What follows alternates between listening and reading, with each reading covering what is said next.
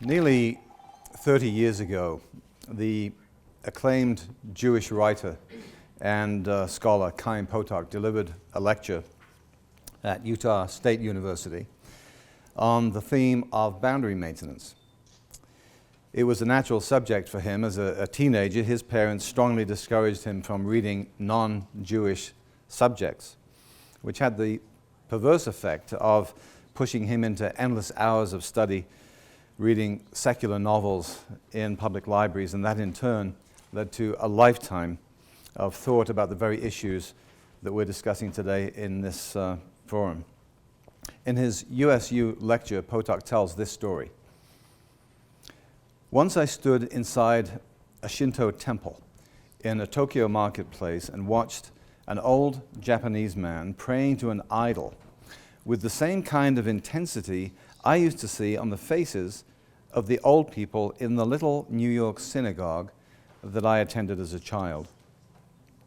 The radiance in that withered face, the intensity of his prayer, as he swayed slowly back and forth before the idol, a little prayer book in his hand, and his long wispy white beard moving against his tattered coat.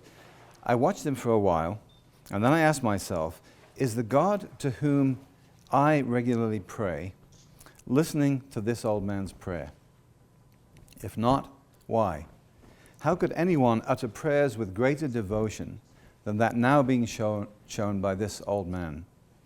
And if the God to whom I pray is listening to the prayers of this old man, then what are Judaism and Christianity all about? Now, I can easily relate to that story.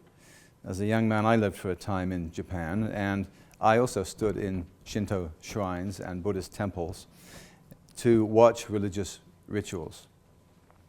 I vividly remember, too, standing next to the Western Wall in Jerusalem, not long after the Israelis captured the eastern part of Jerusalem in the 1967 Six-Day War. I watched as devout Jews, locked out of the sacred space of the old city for so many years, stood facing the wall, eyes fixed on their scriptures, rocking back and forth as they poured out their prayers verbally and with obvious devotion to oblivious to onlookers or the world around them. Of all the Christian faiths that I know, Mormonism comes closest to answering Potok's question. If the God to whom I pray is listening to the prayers of this old man or this Hasidic Jew or this Buddhist monk, then what are Judaism and Christianity all about? In Latter-day Saint theology, God's judgment of the old man will be personalized, individual. He will be accountable for his own life, judged by his actions and by his intent within whatever light that he has, as will all of us. His eternal identity and destiny is not limited by the fact that he may never have heard of Jesus Christ, because that opportunity still lies ahead for him. And again, in our theology, we have a question of our own. What just, omnipotent God would devise a system of salvation for the human family and then arbitrarily impose boundaries that exclude at least 2/3 of humanity who are not Christian from ever attaining it? The Latter-day Saint concept of individual agency, accountability, judgment, and eternal progression is the antithesis of Calvinist predestination. Our doctrine of a personalized plan of salvation is Mormonism at its most expansive, boundary-challenging best. If we could transport ourselves back to the mid-1800s, we would find in the Church of Jesus Christ of Latter-day Saints a faith that seemed to the Christian world to do nothing but push boundaries. A literally physical God, separate in substance from his Son, Jesus Christ, the apostasy, restoration of the priesthood, new scripture, heavenly parents, temples, redemption from the dead, building Zion.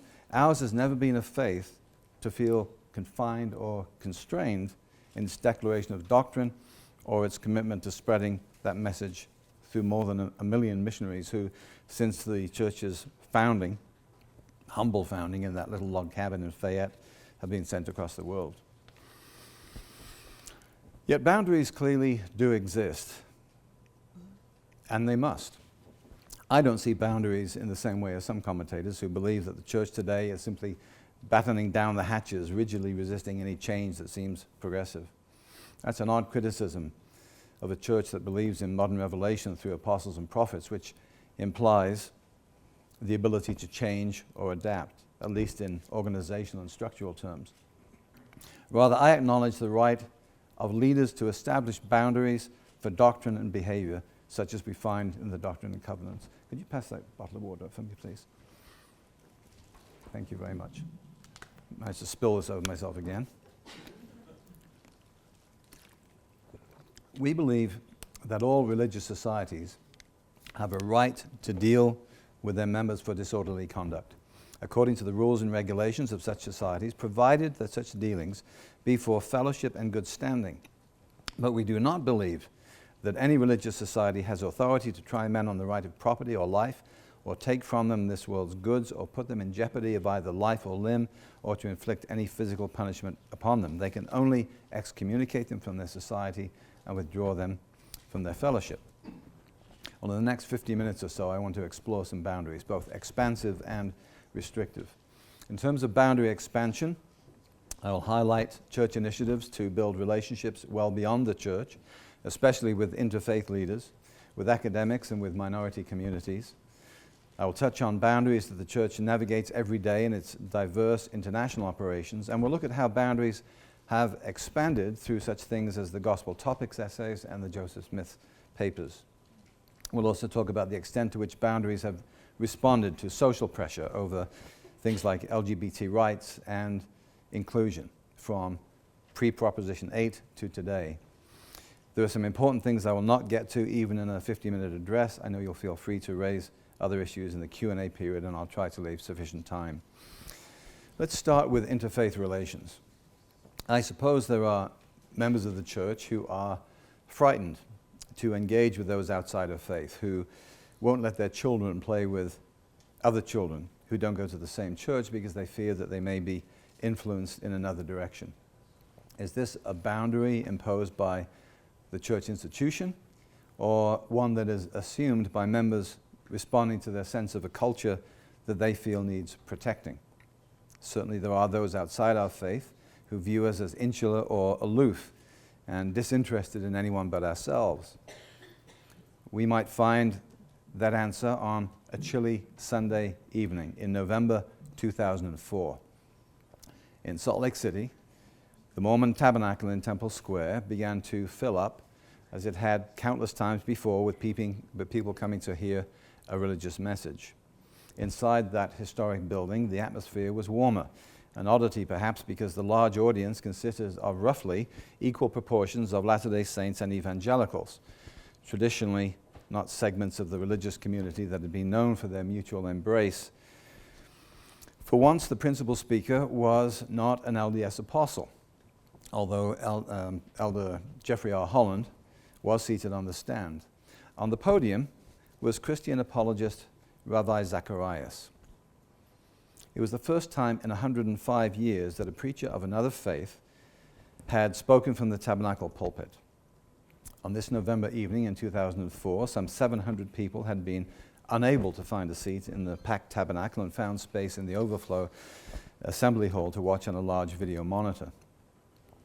Rabbi Zacharias came with boundaries of his own. He was not there in the name of some kind of doctrinal unity between evangelicals and Mormons, and that was clear in his references to sin, salvation, and the Trinity, subjects upon which evangelicals and Mormons simply don't agree, and neither side had then or has now the slightest desire to yield any ground. But his overarching message about the centrality of Jesus Christ found ready acceptance among the LDS audience, as did the comments of Richard Mao, president of the Fuller Theological Seminary in California, who frankly acknowledged that evangelicals had often misrepresented the beliefs and practices of the LDS Church. As we look back, what did this signify? LDS and evangelical scholars had been in dialogue for years, but this may have been the first time that a public acknowledgement had been made in such a symbolic place that we can live with our differences and still get along. In many ways, that evening encouraged and accelerated a more open dialogue between Mormons and evangelicals that was healthy for both sides. 4 years later, Mitt Romney would run for president of the United States, and those doctrinal differences would get a much more public airing.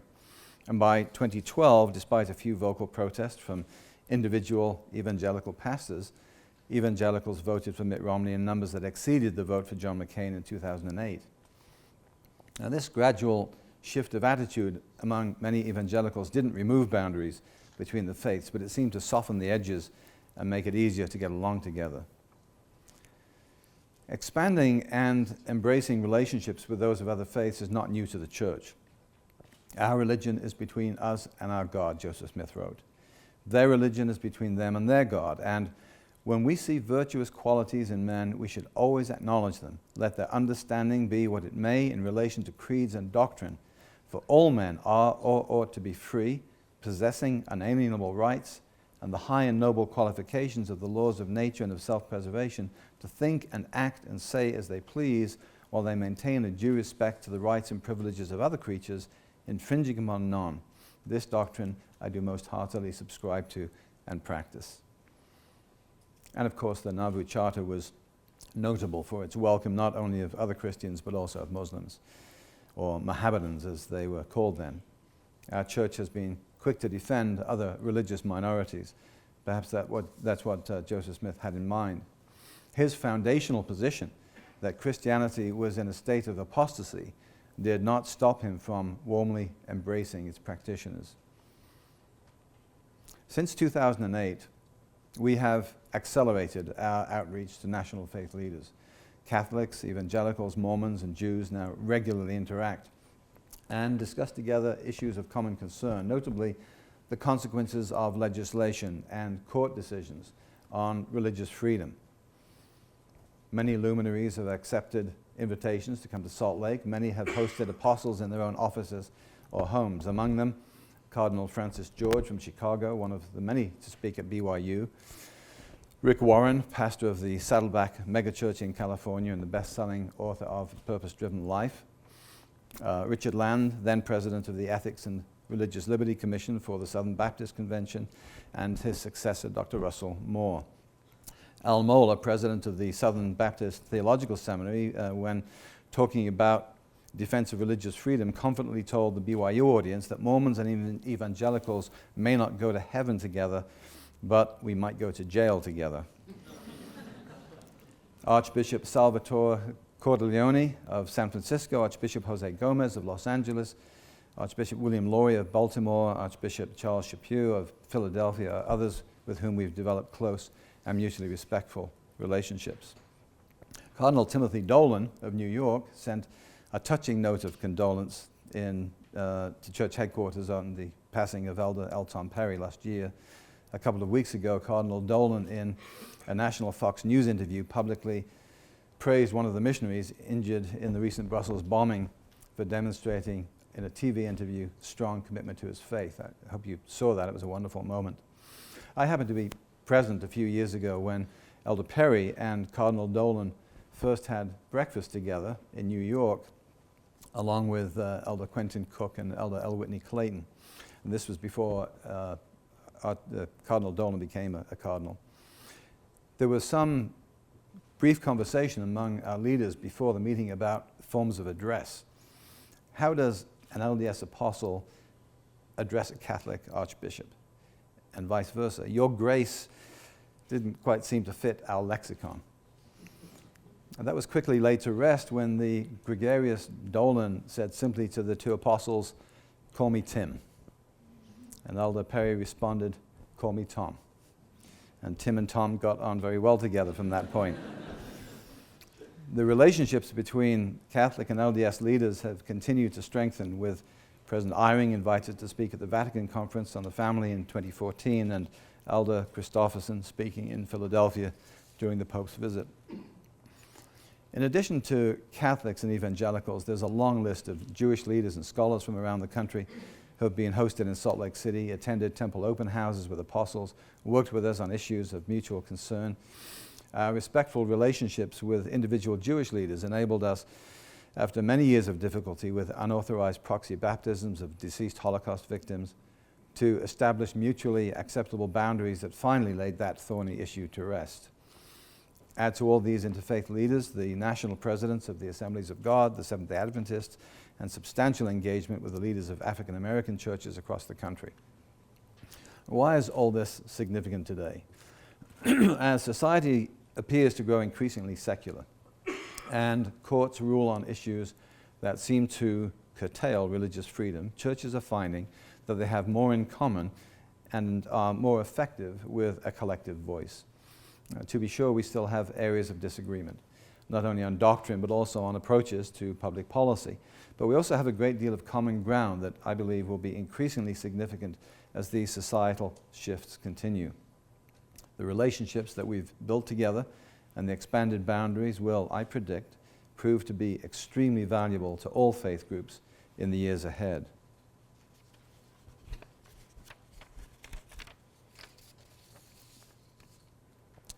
So too will the relationships that are developing with academics.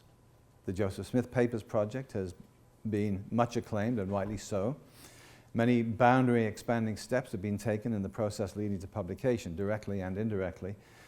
Coming as I did to Salt Lake City to live in 1991, it was noteworthy to me how much more often Brigham Young was cited and referenced in mass media in comparison with Joseph Smith, the founding prophet of the Restoration. Perhaps that was natural in the city and the state where Brigham's presence was so manifest. But I had noted the same phenomenon elsewhere in the world. We can no longer say today, however, that Brigham eclipses Joseph. In 2005, for example, the Library of Congress hosted the Worlds of Joseph Smith, a conference featuring both LDS and non-LDS scholars.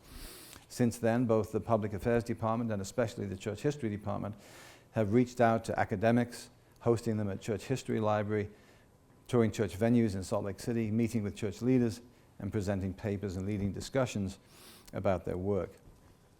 Outreach to scholars has ranged from historians like John Turner at George Mason University, I think he was here just last week, to leading sociologists like Nancy Ammerman at Boston University, and Maria F. Frederick, professor of African and African American Studies and the study of religion at Harvard. These relationships with academics are part of what has been described by the Washington Post and the Associated Press as, quote, a new era of transparency. For at least a dozen years, that word has been used with increasing frequency and comfort and favorability in conversations between different church departments and among church leaders. Like many institutions, from business to government to religion to law enforcement to media and a host of other areas, the church has not found the transition to greater transparency a particularly easy one. Nevertheless, we have seen the creation of the Church Historians Press in 2008, the previously mentioned Joseph Smith Papers Project and ongoing publications now at 12 volumes, the first published in 2008, the opening of the state-of-the-art Church History Library and Archives in 2009, the Gospel Topics pages published on LDS.org, whose significance is reflected in titles like Race and the Priesthood, Plural Marriage and Families in Early Utah, Book of Mormon and DNA Studies, Becoming Like Gods, Plural Marriage in the Nauvoo Period, and most recently, Joseph Smith's teachings about priesthood, temple, and women. Then there's the redesigned Church History Museum that includes in the gallery space Joseph Smith's different accounts of the first vision. And of course, just published, the first 50 years of Relief Society, key documents in Latter-day Saint women's history. Now I want to introduce another word that is sometimes used alongside transparency. I think it's an extreme word, but it's one that's gained some currency among the disaffected, and that word is betrayal. Perhaps the best way to contextualize this is in a kind of parable. Brother and Sister Brown are third-generation Mormons, active in the faith, possibly living in the Intermountain West, raised in the best tradition of Latter-day Saint families. One day, not in church, they come across something that they've never heard in Sunday school. And for the sake of this discussion, let's say they learned that Joseph Smith shared several different accounts of the first vision. some of them differing in significant details. Surprised and somewhat puzzled, they go to the internet to learn more, whereupon they discover anti-church materials that raise all kinds of questions. Now, perhaps Brother and Sister Brown ask other members about the issue. They meet mostly blank looks or shrugs, because other members either don't know about these issues or may not even seem to care very much. Now the Browns start to feel that they've discovered something important. They conclude that they and earlier generations have been lied to, and we start to hear the word betrayal, because those same websites are going to tell them that church leaders deliberately kept these facts from them. Shaken, Brother and Sister Brown leave the church. In the wake of that decision, family members still faithful to the church may have their own sense of betrayal, that a family member has rejected part of their core identity as a family. I don't know how common this situation is. It may be less common or more common than any of us think. Either way, it's tragic. Hence, the subject belongs in our conversation today about boundaries. Some critics accuse church leaders of deliberately painting a false picture of church history and doctrine, all the time knowing that they were deceiving church members. The imposed boundary, they say, was complete orthodoxy with no exploration allowed. Every historical story was painted with faith-promoting care, regardless of any nuances or contradictory facts. It was as if the writers of church curriculum were the literary equivalent of Arnold Friedberg's paintings, just a little too perfect with a dash of exaggeration. And it was all done deliberately to deceive. Well, you would expect me as a church spokesman to reject those claims, and I do. But I want to go further and reject it wholly, utterly, and irrevocably, because I simply do not believe it, and it does not square with my personal experience about how church leaders think and act and what motivates them. Now, I am a convert to the church. Before becoming a member, I read extensively everything I could find, including books from highly biased authors like Dr. Walter Martin's absurdly named Kingdom of the Cults, to much more even-handed treatments that raised questions worthy of study. Perhaps because of that period of careful evaluation before joining the church, such topics as the multiple accounts of the first vision were not new to me. They were certainly not new to church scholars either, and such publications as BYU Studies and even the Improvement Era, later renamed the Ensign, and the Ensign itself in January 1985, addressed these and many other topics in some frank detail over many years. Now, I admit to being initially somewhat dismissive of criticisms that such issues were not the common fare of standard Sunday school curriculum. After all, church leaders have long emphasized personal study. Harold B. Lee is reported to have said to church members, "We would remind you that the acquiring of knowledge by faith is no easy road to learning. It demands strenuous effort and a continual striving by faith. In short, learning by faith is no task for a lazy man or woman. Such a process requires the bending of the whole soul, the calling up of the depths of the human mind, and linking it with God." However, I later repented of my dismissive attitude. In reality, the vast majority of members learn gospel doctrine at home, where they're growing up, or in seminary, or in the 3-hour block. And while many also read beyond curriculum-based lessons, most are more likely to seek inspirational or motivational works by favored writers than to delve into the complexities of church history and doctrine. Church leaders and those charged with developing and writing curriculum for lessons in church were writing in order to motivate and inspire. Teachers wanted their youth and adult classes to leave at the end of the lesson fortified and motivated to tackle another week outside of church. The 3-hour block was never intended to be a course deep in church history and doctrine. Students interested in those subjects could always find scholarly works if they wanted. With the advent of the internet and the arrival of a generation that is wired 24/7, that no longer suffices and even seems superficial. Members now Google terms and topics on their smartphones while they're sitting in class. I do that myself. but the realization by church leaders that they needed to substantially strengthen and deepen church curriculum and introduce better resource materials was a natural evolution as audience needs, interests, and study habits changed. Responding gradually to these changing needs is a very long way from betrayal. Just a few weeks ago, Elder M. Russell Ballard said this to religion educators gathered in the Salt Lake Tabernacle: "Gone are the days when a student asked an honest question and a teacher responded, 'Don't worry about it.' Gone are the days when a student raised a sincere concern and a teacher bore his or her testimony in response, intending to avoid the issue. Mostly our young people lived a sheltered life. Our curriculum at that time, though well-meaning, did not prepare students for today, a day when students have instant access to virtually everything about the church from every possible point of view." Elder Ballard went on to explain that the Board of Education recently approved an initiative in seminary called Doctrinal Mastery, focusing on building and strengthening students' faith in Jesus Christ. And Elder Ballard encouraged teachers to utilize resources like the Gospel Topics essays and other substantial works so they become much more familiar and comfortable with these sometimes controversial issues. The boundaries for classroom and personal study then have clearly expanded.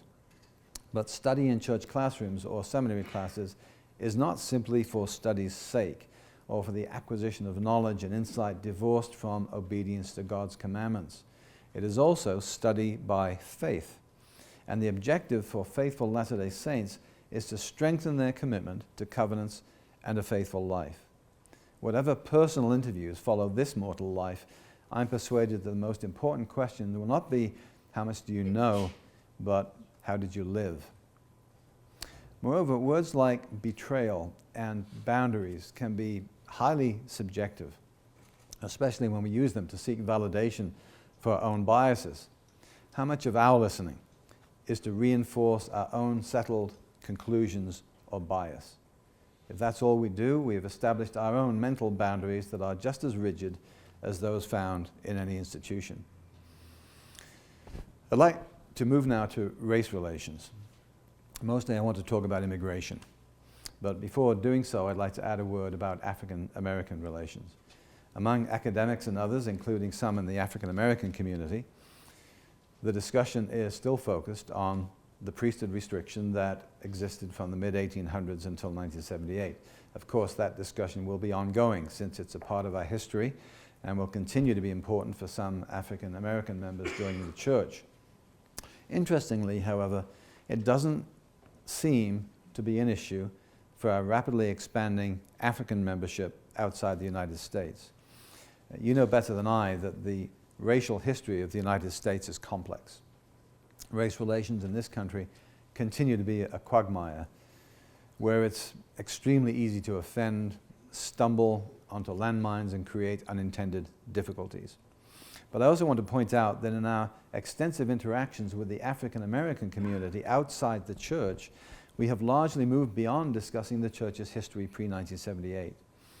For instance, in the past few years, we have been in extensive partnerships with African American communities across the nation in harnessing the genealogical expertise of the church to help African Americans trace their family history pre-Civil War.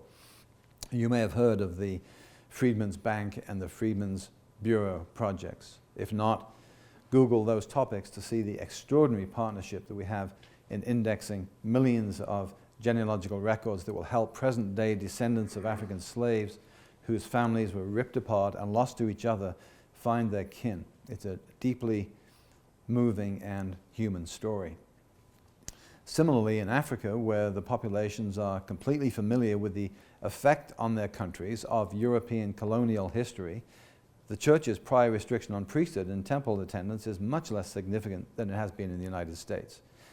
This isn't to minimize an important issue, but rather to remind ourselves that our own cultural and national boundaries can make us miss the fact that perceptions can be very different from outside of those boundaries. Now let me move now to immigration. There are ample scriptures to suggest that the church must be a home for every nation, kindred, tongue, and people. Ephesians 2:19, "Now therefore, Ye are no more strangers and foreigners, but fellow citizens with the saints of the household of God. And by the way, I can't tell you how comforting it is for a Brit living in America to understand that. It makes me feel loved by all of you here in the colonies. And of course, there is that magnificent chapter 10 in Acts in which the Apostle Peter engages with Cornelius, a centurion in Caesarea, when the Lord reveals to him that the church is for the Gentiles as well as the Jews. Quote, "And they of the circumcision which believed were astonished, as many as came with Peter, because that on the Gentiles also was poured out the gift of the Holy Ghost." Well, we all know about the rapid international expansion of the modern church that parallels that of the ancient church.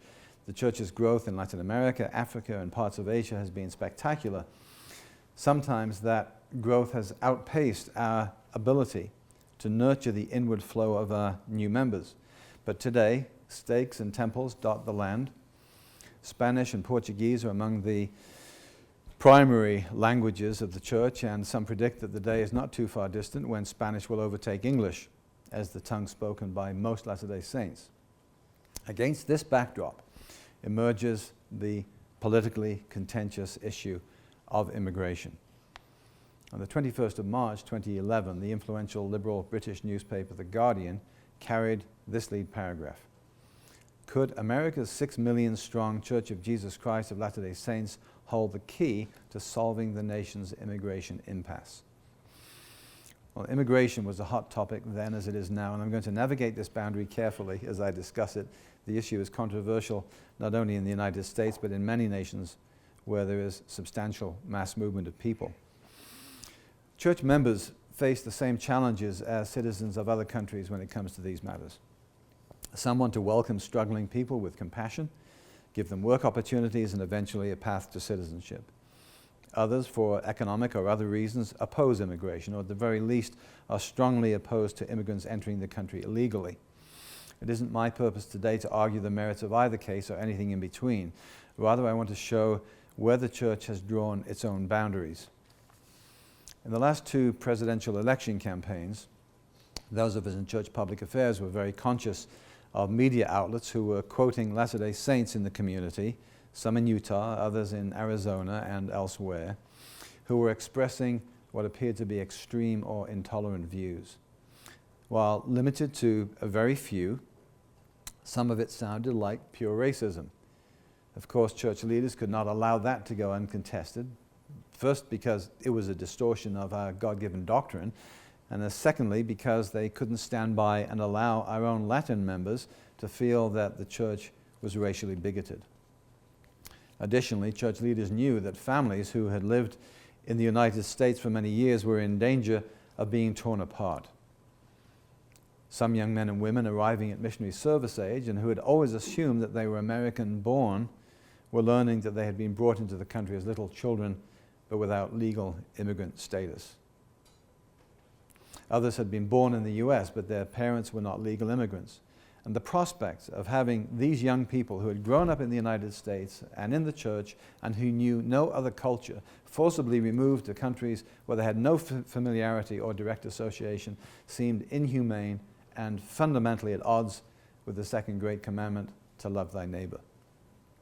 Moreover, generations of Mormons who had served in Latin American missions knew what it was like to tread the streets of Peruvian villages or Colombian barrios, to see faithful Latter-day Saints living in poverty still dress their children in their very best each Sunday to walk to church maybe miles away. Those same missionaries, many of them now leaders in the church, still have the flags of those South American nations in their own homes. And yet at the same time, Mormons by default show allegiance to the rule of law and the common sense view that any country must preserve the integrity of its borders. Concern about crime, competition for jobs, and pressure on social services was genuine and could not be ignored either. The result of careful consideration by the church's leadership was a statement of principle by the church, which dovetailed perfectly with a community initiative by the Salt Lake Chamber of Commerce. The church's statement had three elements, which it shared with community leaders, including Utah legislators. They were, first, love thy neighbor. This second great commandment was the scriptural imperative to be followed. Next, keep families together, another doctrinal must. And third, acknowledge the federal government's responsibility to secure its borders. It was a principled, middle-of-the-road boundary statement that the church knew would not be favored by all of its members. Latter-day Saints on both sides were free to express their own views, but as an institution, the church had established its position based on principles and balance. The church took the unusual step of endorsing a Deseret News editorial that said in part, quote, "Utah stands on the verge of forging a comprehensive solution that has eluded Congress and other legislatures. This promising solution will require statesmanship that navigates the many cross-currents that might exist both within and between the House and the Senate. The Utah solution that is emerging would weed out dangerous criminals without overburdening local law enforcement. It would hold employers and employees to account for compliance with the law, but it would also provide a pragmatic way for hardworking but undocumented immigrants to come out of the shadows and contribute productively without creating a path to citizenship." The legislature passed a law. The Utah Compact was consistent with how we view the Lord's commandments. Media response generally was highly complimentary. The church was credited for using its influence to chart a middle line and praised by The Economist, for example, for its measured tone in the highly inflammatory national debate. Well, how does this principle-based, often delicate act of balancing competing interests come into play with our own members? During the 2012 election campaign, we repeatedly told journalists who tried to shoehorn the church into the right wing of electoral politics that the church was a big tent. Now, this is certainly true. I've said elsewhere that we in Utah sometimes have a myopic view of church members and their political ideology.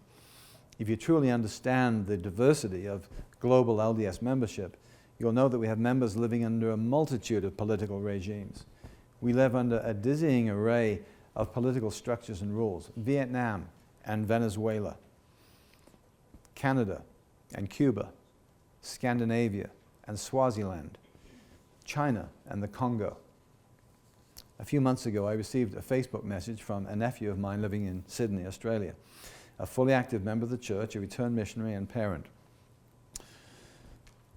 He happened to listen on the web to an address I gave at the Fair Mormon conference last year, and he wrote the following: "It seems that in the U.S., many members are concerned with issues that members here don't even give a thought or care about." Now, I mention that because I think it raises an important point. We criticize politicians, probably justly, for being inside the Washington bubble, for always seeing the world through the narrow lens of their own professional or vocational biases. All of us are susceptible to that, including me, of course. LGBT rights are enormously important to LGBT members, to their families, to many members, and most assuredly to church leaders as well.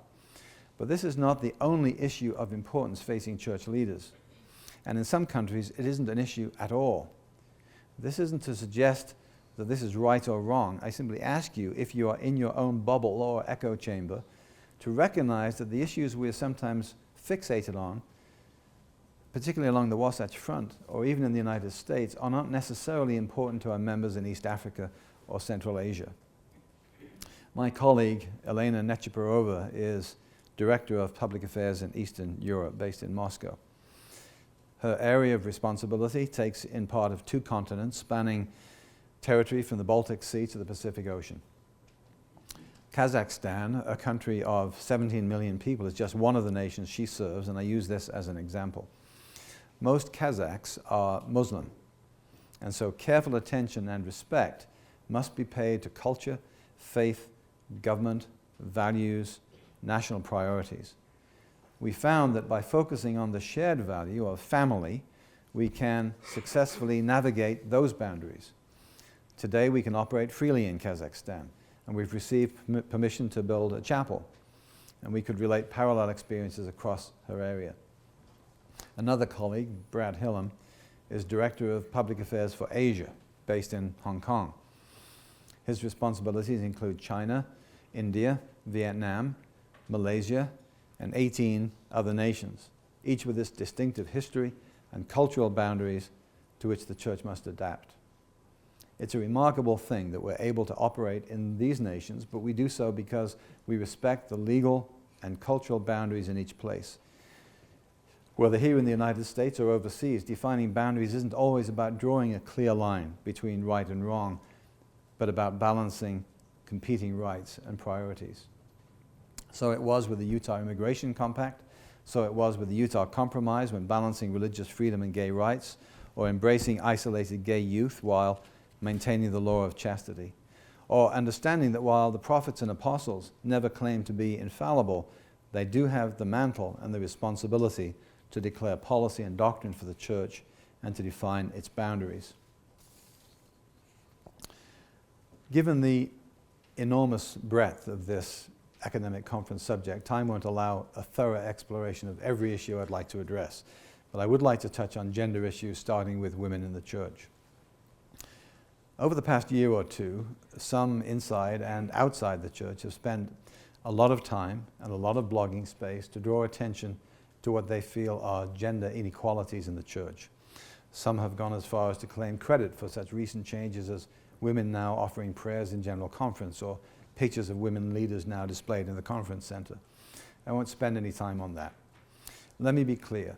I am personally encouraged to see those changes, and I assume that in the normal course of events we'll see other such initiatives as the male and female leadership of the church continue to discuss these topics.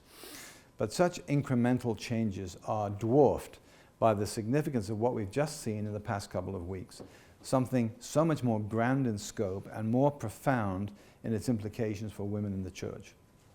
This picture from the New Yorker illustrates my point. According to the UN High Commissioner for Refugees, there are now 60 million displaced persons in the world, 1 in every 122 people in the world. In 2014, 42,500 people became refugees, sought asylum, or were displaced from their homes every single day. This is a global catastrophe, unparalleled since records began, and half of all of these refugees are children. Quietly but determinedly behind the scenes, the presidency of the Relief Society and the presidency members from the primary and young women have been working for months and months in consultation with the general authorities to determine how to help women of the church harness their enormous potential to do good and to channel it in ways consistent with the teachings of the Savior. The 90-minute women's session of General Conference on March 26 reminded the women of the church what they're capable of when, as disciples of Jesus Christ, they reach out to others in need one-on-one as he did.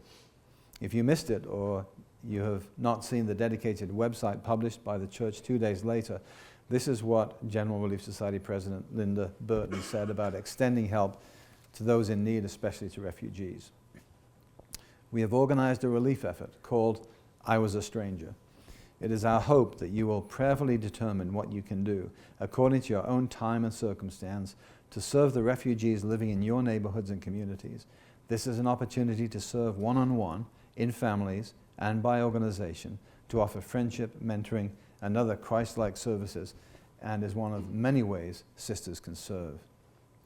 Sister Burton also talked about doing things in wisdom and order. Look carefully at the word she used. This is not a church-wide program that marshals the Relief Society on one targeted objective and neglects others. Church leaders know how readily the women of the church respond to such calls. And to make it a purely institutional program would have deprived women from the opportunity to respond as their personal time and circumstances allow. The result was, nevertheless, spontaneous. A day after the website launched, local refugee relief agencies were exulting over the community response to that call. The Utah Refugees Center's executive director told a reporter that her phone was ringing off the hook. Quote, "I've got people all over the state doing service projects," she said. "My phone is blowing up, my email is blowing up. It's unbelievable what's already happening." Close quote. I suspect that we're seeing something here in its infancy that will have lasting implications for women of the church and those they serve. It is boundary expanding, mostly because it forces us to enlarge our minds to envision truly what Jesus Christ would want of the women of the church. Now let me take the remaining 15 minutes to address one of the more complex and pressing issues facing the modern church, and that is one that is often misunderstood, and I refer to what is commonly called LGBT rights. Nothing I can say here today is likely to influence the position that you might occupy personally in this debate, and that isn't my purpose. Same-sex marriage is now legal in the United States, and everyone has to adjust to that reality because the boundaries have now shifted for the community at large. But what I would like to do, consistent with the theme of this conference, is to talk about where the boundaries are for the church in this whole issue of LGBT rights, and to push back on the often heard assertion that the church's boundaries are established because of fear and hate of LGBT people. Another part of the common narrative is that it's only a matter of time before the church accommodates same-sex marriage within its doctrine.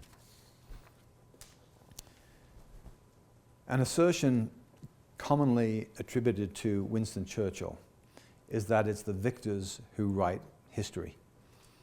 Well, not in this case, however, because those who lost the Proposition 8 election in 2008 have to a large extent dictated the hate narrative ever since. From the moment the results were in, showing a majority of Californians in favor of defining marriages between a man and a woman, many LGBT advocates leveled their anger primarily at the LDS Church and its members and supporters. Churches were vandalized, Latter-day Saints were forced out of jobs, LDS businesses were boycotted. Now, we all know that in the heat of an election campaign we see extremes and distortions. But we're well beyond that election now, and public opinion has moved in favor of gay marriage. So how do we then explain why the hate word continues to be leveled against the church by some LGBT advocates? I'm sorry, did I push the button there? Beg your pardon, I have to go back. By LGBT advocates, gay media, and allies. I know from my interactions with LDS educators that even some of our own young people have accepted that propaganda and ask why we hate gays. I want to challenge that particular interpretation of history. And I promise I'm not touching anything. I want to challenge that particular interpretation of history and the ongoing distortions of the church's position. At the time of the Proposition 8 campaign, the church set out its position in an official website commentary called The Divine Institution of Marriage. Let me pause for a minute to let you catch up. There we go. It's a comprehensive document and is still available online on Mormon Newsroom for those who might want to review those arguments in detail. And I draw attention to two key elements of that commentary. The first is its tone. The second is the subject of religious freedom. Let's look at tone first. This is what it said in part. The church's opposition to same-sex marriage neither constitutes nor condones any kind of hostility toward homosexual men and women. Protecting marriage between a man and a woman does not affect church members' Christian obligations of love, kindness, and humanity toward all people. As church members decide their own appropriate level of involvement in protecting marriage between a man and a woman, they should approach this issue with respect for others, understanding, honesty, and civility. Moreover, the church made it clear that its opposition was based on unwanted changes to the nature and definition of marriage, not because of hostility to LGBT rights in general. It specifically said so. The church does not object to rights, including hospitalization and medical care, fair housing and employment rights, or probate rights, as long as these do not infringe on the integrity of the family or the constitutional rights of churches and their adherents to administer and practice their religion free from government interference. That was in 2008. If there was any question that the church meant what it said about willingness to support extending rights for LGBT people, those reservations should have been laid to rest just over a year later, when Salt Lake City proposed municipal ordinances to protect housing and employment rights for LGBT people. I was privileged to read the church's official statement at that meeting of the City Council, and I'm going to read you part of that statement, and I invite you to listen clearly to the boundaries as they are articulated. Quote, "The issues before you tonight are the right of people to have a roof over their heads and the right to work without being discriminated against. But importantly, the ordinances also attempt to balance vital issues of religious freedom. In drafting these ordinances, the city has granted common sense rights that should be available to everyone while safeguarding the crucial rights of religious organizations, for example, in their hiring of people whose lives are in harmony with their tenets, or when providing housing for their university students and others that preserve religious requirements. The church supports these ordinances because they are fair and reasonable and do not do violence to the institution of marriage. They are also entirely consistent with the church's prior position on these matters. The church remains unequivocally committed to defending the bedrock foundation of marriage between a man and a woman. In these comments and in our actions, we try to follow what Jesus Christ taught. Our language will always be respectful and acknowledge those who differ, but will also be clear on matters that we feel are of great consequence to our society," close quote. Well, this was not a blanket sign-off for any such ordinances by any municipality or legislature, but support for an approach that balanced the rights of different groups. There is no hate in that language. Or in a later statement, when the Human Rights Campaign came to town and the church issued a strong supportive statement against bullying and isolation of young gay men. Most recently, in the spring of 2015, in a news conference attended by 3 of the 12 apostles and Sister Neil Marriott of the Young Women's Presidency, the same kind of balance was sought between religious and LGBT rights. And that year resulted in what was widely acclaimed as the Utah Compromise. It was a tribute to Utah legislators, to the local LGBT community, and to the church, whose influence was key. My point, if it is still unclear, is that the boundaries for the church on LGBT issues are doctrinal, rooted in our understanding of God's law of chastity, the purpose of marriage, and the ultimate purpose of life itself and human destiny. Hatred of any person or group should, on its face, be anathema to anyone claiming to be a Latter-day Saint. The Supreme Court itself acknowledged the legitimacy of religious scruples when effectively ruling in favor of same-sex marriage in June 2015. Writing for the majority, Justice Kennedy acknowledged the reasonableness of the religious and philosophical premises of those who argue that marriage should be limited to a man and a woman. There are untold references to, this is quoting, "There are untold references to the beauty of marriage in religious and philosophical texts spanning time, cultures, and faiths, as well as in art and literature in all their forms. It is fair and necessary to say these references were based on the understanding that marriage is a union between two persons of the opposite sex. Marriage, in their view, is by its nature a gender-differentiated union of man and woman. This view long has been held and continues to be held in good faith by reasonable and sincere people here and throughout the world."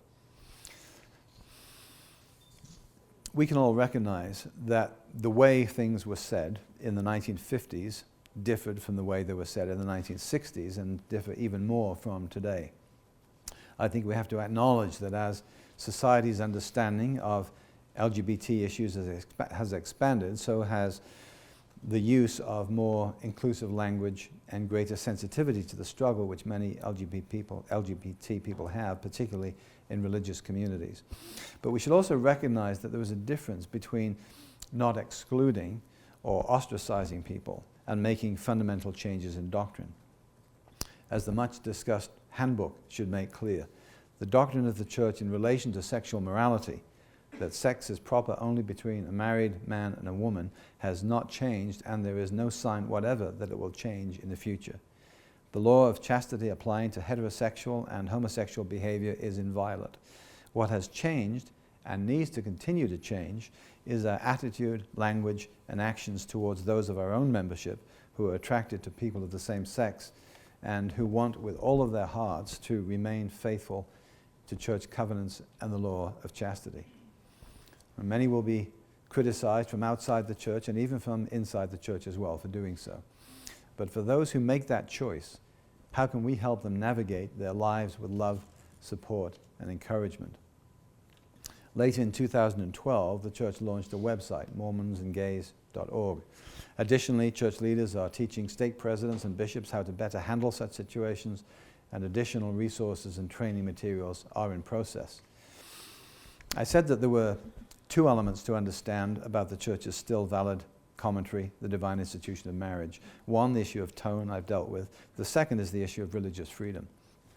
Even before Proposition 8, the Church knew that same-sex marriage and anti-discrimination laws foreshadowed a direct collision with religious rights supposedly guaranteed by the First Amendment to the United States Constitution, which ensures religious free exercise. Others, including scholars outside the Church, felt the same way. See, for example, the compilation of expert perspectives in a 2008 book edited by Douglas Laycock, Anthony Piccarello, and Robin Fretwell Wilson, entitled Same-Sex Marriage and Religious Liberty, Emerging Conflicts. Now, same-sex marriage is in the rearview mirror for most people, and in the past few years, attention has shifted to the issue of non-discrimination legislation. Consequently, the number of collisions between LGBT and religious rights has exploded exponentially at municipal, state, and national level, and of course in other parts of the world, notably Europe and Canada. I could list many examples because they're easily found. You'll not need additional help from me in thinking of examples as soon as I mention clashes over non-discrimination in Arizona, Indiana, most recently Georgia, North Carolina, and Mississippi. Winner-take-all scenarios are regularly pursued in the culture wars across the country by both sides.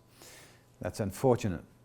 Some state legislators seem intent on making religious freedom so broad that it simply sounds like a license to discriminate on any grounds. Some LGBT advocates take an equally uncompromising position on the other side. We believe there is a better way.